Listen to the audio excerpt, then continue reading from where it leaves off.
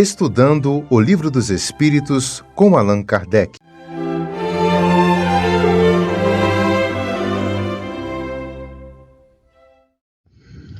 Boa noite. Mais uma vez, gratidão por estarmos aqui juntos, estudando o Livro dos Espíritos. E da segunda parte do Mundo dos Espíritos, ou Mundo dos Espíritos, o capítulo 2, da encarnação dos Espíritos. A temática estudada, nós estamos questionando, vendo sobre a alma.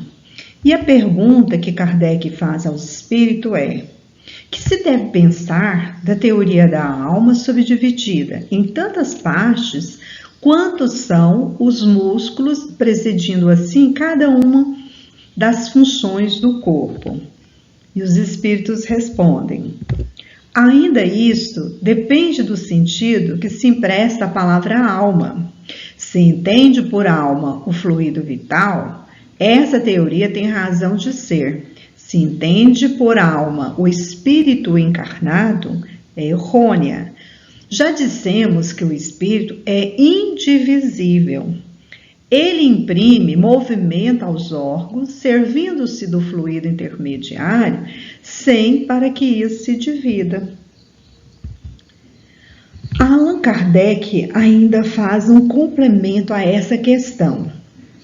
Entretanto, alguns espíritos deram essa definição e eles respondem: os espíritos ignorantes, eles podem tomar o efeito pela causa. Kardec ainda traz uma complementação a respeito dessa questão.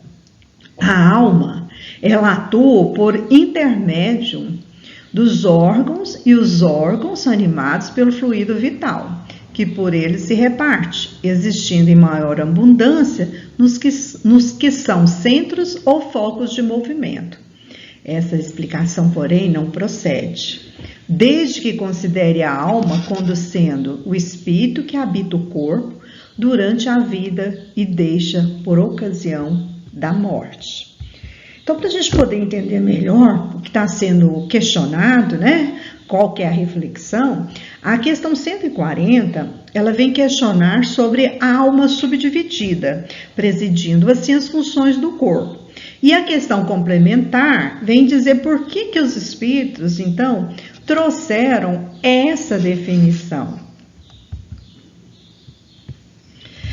Se nós pensarmos um pouquinho a respeito, que nós temos que tomar cuidado ao abordar esse assunto, e qual a definição que nós estamos usando para falar a respeito de determinado expressão, termo ou mesmo fenômeno. Saber qual é o sentido que está se empregando para que possa ser utilizado de forma correta. Allan Kardec já havia nos avisado a respeito sobre o assunto. E ele ainda diz que se nós queremos caminhar dentro da doutrina sem equívocos ou engano, nós devemos nos atentar para o vocabulário, porque a nossa língua, como tantas outras línguas, tem a sua limitação vocabular. Então, às vezes, nós usamos uma mesma palavra para significar outras distintas, outras, e que depende do contexto que se emprega a palavra. Se nós pegarmos, por exemplo, a palavra alma e colocarmos no contexto, essa palavra é a alma do bosque, veja que a palavra alma, ela foi sim usada no sentido figurado, metaforicamente, no sentido que representa a energia encantadora. Nós não podemos, então, fazer confusão na hora de estudar a doutrina. É preciso colocar intenção, sentido e colocando dentro do contexto. Então, nós vimos que alma e espírito encarnado, e espírito é a alma desencarnada, ou seja, para nós espíritas, a alma é o espírito encarnado, o espírito é a alma desencarnada. Então, para Kardec, pois os dois vocábulos têm o mesmo significado, com diferença apenas do momento, do local, ou seja, do tempo e do espaço. quando a alma está no processo reparatório, né, no plano terrestre, então nós colocamos como um espírito encarnado. E quando a sua missão, a sua provação já terminou, ele deixa esse corpo material, ele passa a ser espírito, ou seja, uma alma desencarnada. Então não se pode confundir também alma com fluido vital. Podemos entender, alma é o ser, ele é individual, é a parte inteligente, consciente do ser, de si mesmo. E o fluido vital é o princípio material, ele que vai dar vida à matéria orgânica para que a alma possa se manifestar.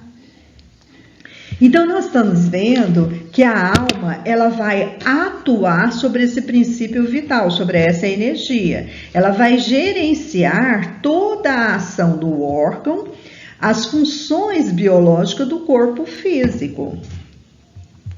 Mas aí a gente poderia perguntar, por que os espíritos então deram essa definição? Alguns espíritos, ignorantes ainda, até mesmo pelo seu grau de evolução, moral ou intelectual, eles podem desconhecer essa verdade. O espírito ou a alma, quando está encarnada, que é a mesma coisa, é sempre uma unidade indivisível. Miramês, a respeito desse assunto, ele frisa bem que o espírito ele é indivisível e imortal. Ou seja, a alma ou espírito, ele é indivisível, portanto, ele não pode ser subdividido. Ele é único, ele atua através dos órgãos que são animados pelo fluido vital.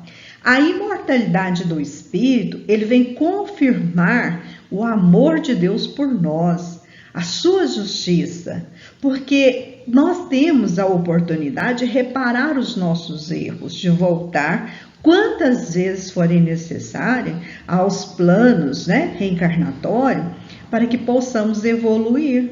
E isso nos enche de esperança, porque ao nos fortalecer, ao nos mostrar oportunidades de recomeço, de realizar o bem, de nos aperfeiçoar, de querer ser melhor, de evoluir, isso nos traz animação, vontade de querer ser a cada dia um pouquinho melhor. Os antigos videntes, eles achavam que a alma, ela se dividia. Ao ver o espírito tomando algumas formas diferentes, eles propuseram essa teoria da divisibilidade da alma, ou seja, eles tomavam o espírito, o mesmo fluido vital, por espírito. Então, havia uma confusão de conceitos. Mas agora que nós já temos, um certo conhecimento a respeito da função do perispírito e, por conseguinte, do fluido vital que ativa nos homens os órgãos, retiram-se essas dúvidas, Nós passamos a compreender que o espírito, ele é imortal e que a vida, ela pode continuar em toda parte, seja no plano físico, seja no plano espiritual. Há uma certa sequência. Então, cada vez que cresce a inteligência do homem, cada vez que o homem ele se eleva, ou que o espírito se eleva, ele se integra mais na verdade. E a própria ciência ajuda na compreensão das verdades imortais. Então, quanto mais nós desenvolvemos o nosso intelecto, mais desenvolvemos as nossas qualidades morais, mais nós vamos nos aproximando da verdade absoluta. Porque ter o conhecimento, saber agir diante das situações complexas, nos traz conhecimento para poder saber o que é certo, o que é errado, o que é verdade e o que não é. Então, nós não podemos nos deixar envolver por falta de compreensão, de conhecimento, da importância de se estudar. E o que Deus espera de nós? Ele espera a nossa perfeição. Ele quer que nós possamos progredir, evoluir, melhorar em cada reencarnação, em cada estágio que passamos por essa terra. E por esse motivo é que Ele permite viver várias experiências encarnatórias, não só nesse planeta, mas em planetas diferentes, conforme a necessidade, né? Seja através de missão, seja através de expiação, seja através de prova. O que Ele espera de nós é evolução. Mas essa evolução, ela só vai vir com as nossas escolhas, porque nós não podemos esquecer que as conquistas, ela requer vontade, querer, né? Disposição, esforço, mesmo sacrifícios e muita disciplina. Por isso, há necessidade de evoluirmos, de crescermos, de buscar o conhecimento para que possamos ter consciência das nossas escolhas.